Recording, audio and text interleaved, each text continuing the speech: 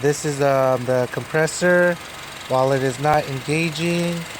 As you can see, the vehicle is really quiet, and once you hit the AC on, it'll go loud. I believe it's because the AC clutch.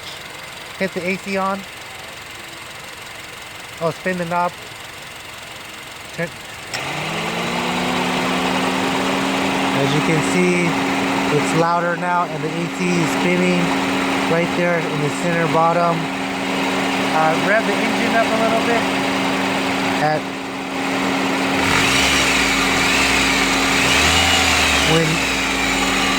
Okay, hold on. When the engine's revved, the noise is more noticeable and louder. We're gonna turn off the AC compressor.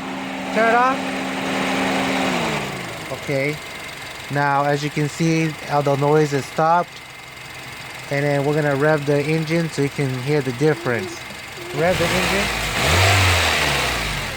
As you can see, there's no scratching noise, whining noise, or anything.